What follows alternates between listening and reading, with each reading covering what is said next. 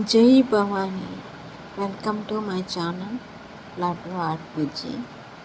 నేను మాలలో ఉన్నానండి, అందుకనే వీడియోస్ అప్లోడ్ చేయలేకపోతున్నాను. ఈరోజు అమ్మవారి అవతారాలు పెడతాను. ఈరోజు నుంచి ఫస్ట్ రోజు బాల త్రిపుర సుందరి, నెక్స్ట్ గాయత్రి అవతారం. ఈ రెండు అవతారాలు వాళ్ళ పుట్టుక, వాళ్ళ చరిత్ర గురించి ఈరోజు పెడతాను. మా ఫ్రెండ్ చెప్తాడు ఆ కథలు, మీరు వినండి.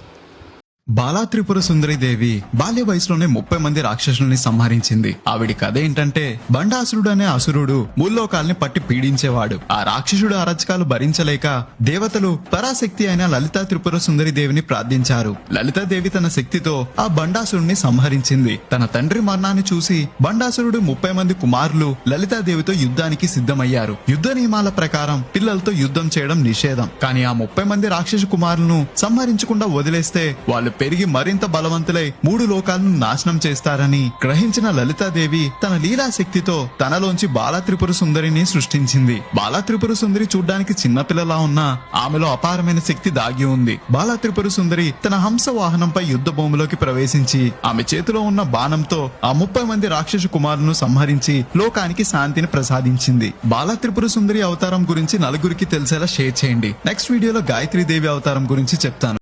గాయత్రి మంత్రాన్ని జపిస్తే చాలు మన పూర్వ జన్మ పాపాలు కూడా పోతాయని నమ్ముతారు. ఇంతకీ గాయత్రి దేవి ఎవరు? ఆమె ఎలా ఉద్భవించింది? పురాణాల ప్రకారం బ్రహ్మదేవుడు ఒక గొప్ప యజ్ఞం నిర్వహించాలని అనుకున్నాడు. యజ్ఞం ప్రారంభించడానికి శుభముహూర్తం దగ్గర పడుతుండగా బ్రహ్మ భార్య సరస్వతి దేవి అక్కడికి చేరుకోలేకపోయింది. శాస్త్రాల ప్రకారం భార్య లేకుండా యజ్ఞం చేయకూడదు. ముహూర్తం దాటిపోతే యజ్ఞం యొక్క ఫలితం దక్కదని బ్రహ్మ ఆలోచించి ఒక దివ్య శక్తిని సృష్టించాడు. ఆ శక్తి పేరే గాయత్రి దేవి. బ్రహ్మ ఆమెను వివాహం చేసుకుని యజ్ఞాన్ని పూర్తి చేశాడు. మన హిందూ ధర్మంలో వేద మంత్రాల్లో అత్యంత శక్తివంతమైన మంత్రం ఏదైనా ఉందంటే అది గాయత్రి మంత్రమే. రోజు ఉదయం లేదా సాయంకాలంలో మంత్రాన్ని 108 సార్లు జపించడం వల్ల ఏ పనినైనా ఫోకస్ తో చేయగలరు. ఈ మంత్రం వైబ్రేషన్స్ వల్ల నెగిటివ్ ఎనర్జీ పోయి పాజిటివ్ ఎనర్జీ మన చుట్టూ ఉంటుంది. అందుకే ఈ మంత్రాన్ని మదర్ ఆఫ్ మంత్రాస్ అని అంటారు. గాయత్రి దేవి అవతారం గురించి నలుగురికి తెలిసేలా షేర్ చేయండి. నెక్స్ట్ వీడియోలో అన్నపూర్ణ దేవి అవతారం గురించి చెప్తాను.